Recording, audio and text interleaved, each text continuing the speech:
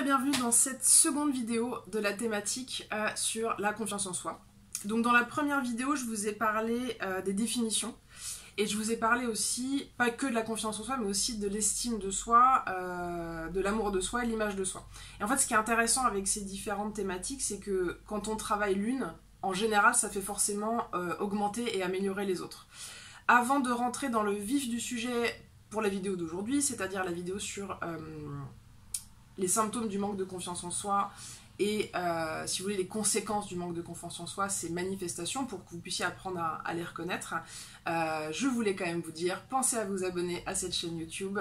N'hésitez pas à me rejoindre sur les réseaux sociaux, Facebook, LinkedIn, Instagram, j'aurai toujours grand plaisir à échanger avec vous.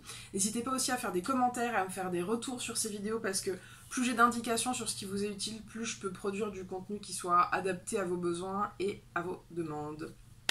Alors, sur la question du manque de confiance en soi, moi le truc que je constate le plus souvent avec mes clients en coaching individuel, c'est ce qu'on ne fait pas. C'est-à-dire qu'en termes de comportements et attitudes qui vont découler du manque de confiance en soi, c'est plutôt des trucs qu'on va pas faire plutôt que des trucs qu'on va faire. Je vous donne un exemple concret. Les gens vont me dire comme je manque de confiance en moi, je vais pas oser faire telle ou telle chose, je vais pas prendre la parole en public, je vais pas poser une demande claire auprès de quelqu'un, je vais pas tenter de me lancer dans cette nouvelle activité professionnelle, je vais même pas déposer des CV pour certains postes à profil particulier parce qu'en fait j'ai tellement peur de mon incapacité à réussir dans ce poste-là que je vais même pas aller à l'entretien, je vais même pas tenter le coup. Et donc en fait, en gros, la plupart du temps, c'est des choses que les gens ne vont même pas commencer, en fait. C'est intéressant parce qu'il y a presque un lien avec le perfectionnisme dans le sens où, puisque j'ai bien conscience que ça ne peut pas être parfait dès le début, et que c'est tellement compliqué pour moi quand c'est imparfait, émotionnellement en tout cas, je vais même pas le faire. Donc en fait, le manque de confiance en soi va entraîner des émotions inconfortables, donc typiquement en général de la peur. Ouais, en général c'est ça, hein, c'est de la peur, et puis parfois aussi ça peut être de la honte ou de la culpabilité, c'est-à-dire je vais même pas tenter ce nouveau truc-là parce que je sais que je vais avoir honte ou je sais que je vais me sentir coupable si j'arrive pas à le faire correctement ou à le faire suffisamment bien dès les premières fois, dès le début.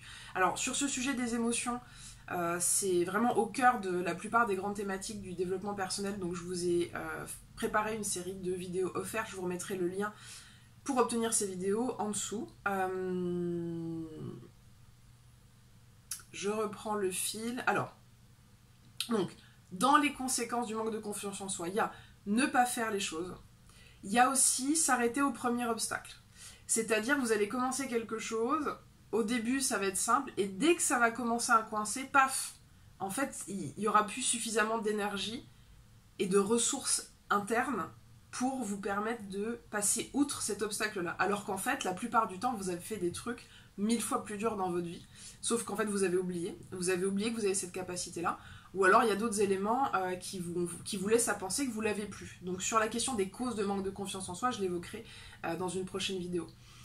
Donc si vous voulez, les comportements, moi je vous invite à faire l'exercice suivant, c'est-à-dire, vous allez vous demander concrètement, dans les domaines dans lesquels vous avez l'impression de manquer de confiance en vous, quels sont les comportements et attitudes qui en découlent.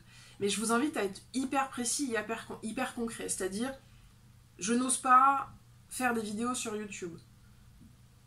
Ça fait X temps que je pense à avoir une conversation avec mon compagnon ou ma compagne sur la sexualité et je le fais pas.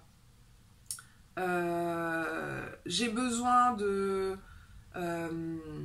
réorganiser mon emploi du temps, mais comme j'ai l'impression que je sais pas faire, j'essaye même pas. Vous voyez ce que je veux dire?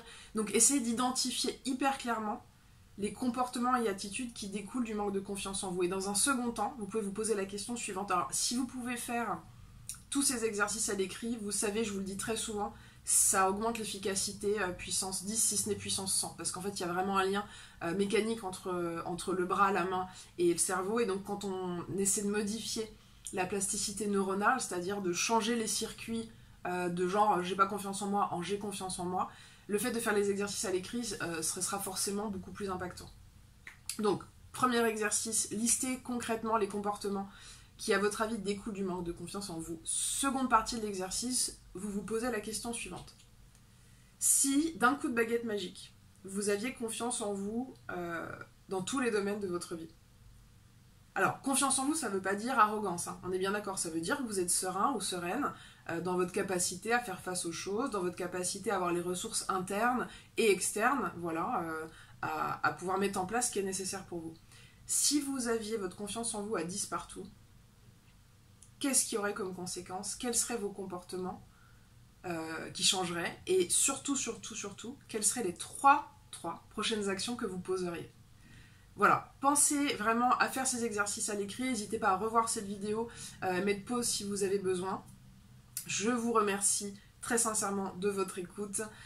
Pensez à liker cette vidéo, pensez à commenter, surtout si vous avez des résultats, si vous faites les exercices et que vous prenez conscience de certaines choses importantes, si ça change votre point de vue, c'est important pour moi en tout cas que vous puissiez me tenir au courant pour que je sache quels sont les exercices qui sont les plus efficaces et puis que je continue à produire un contenu qui soit adapté à vos besoins. Je vous retrouve avec grand plaisir pour la prochaine partie de cette thématique sur la confiance en soi et on sera sur la question des causes. Pourquoi est-ce qu'on manque de confiance en soi? Je vous retrouve très vite avec plaisir. À très bientôt.